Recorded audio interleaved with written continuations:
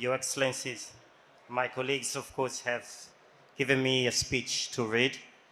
But before I do so, I would like to also echo the sentiment of hope. And let me take you back a couple of years ago. I think it was about 2014 or so. A group of colleagues of mine from all sorts of places in the world, we met together in Rwanda for a book sprint to put together the Africa handbook or policy book on the blue economy. And that was the start of the recognition of the importance of the blue economy for the continent. And we are therefore very, very happy today in seeing Your Excellency leading this Blue Wall initiative, because this is indeed a reflection of what we expected to happen in the context of the diversification of Africa's economy. I'm equally happy because I'm from Mozambique, and I was born in an island, in a coastal city called Mashishi. So blue economy is at the core of what we believe in Mozambique. We have one of the best prawns in the world, and I have disputes with a couple of colleagues. So, Your Excellencies, ladies and gentlemen, this is essentially to thank you for your support in making this project a reality.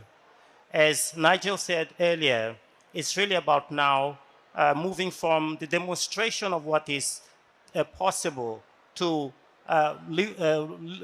raising to another level of scale and ambition, so that the entire continent, we have a combination of nature conservation, but also of empowering local communities in having sustainable livelihoods. And this is a critical concept in mainstreaming the blue economy. We need to demonstrate the value proposition of nature conservation.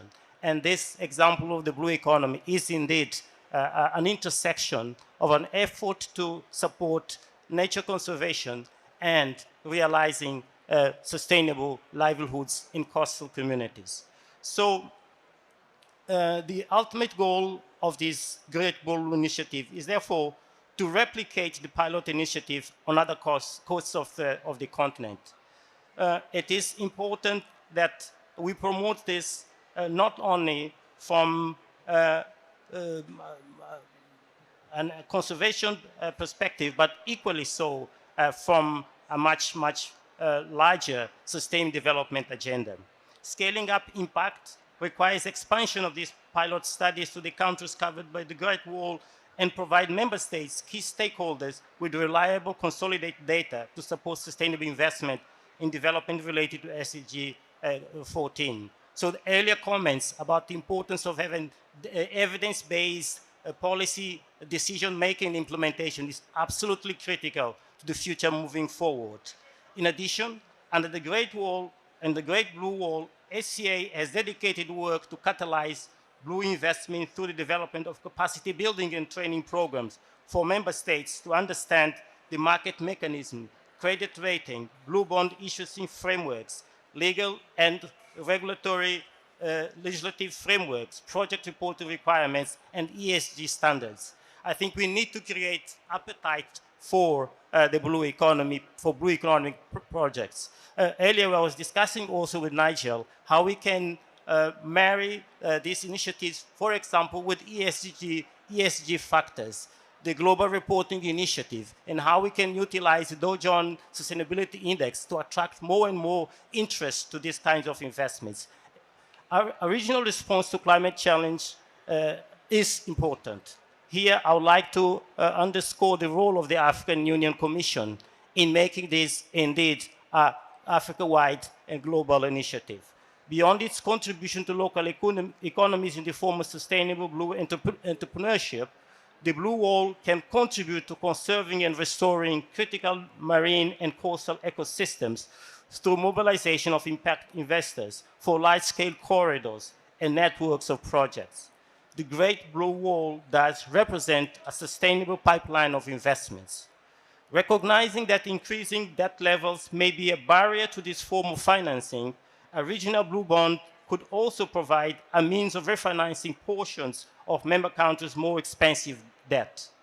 New bond issuances that both refinance all the expensive debt and provide new liquidity can provide the framework for larger scale debt for climate conversions and thereby address some of the concerns of high individual transaction costs.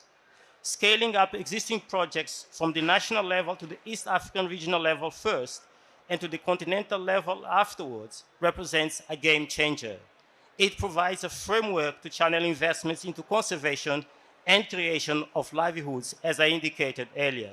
It can provide predictable flows of investment into coastal protection. Most important of all, it can change the lives of people living in coastal communities.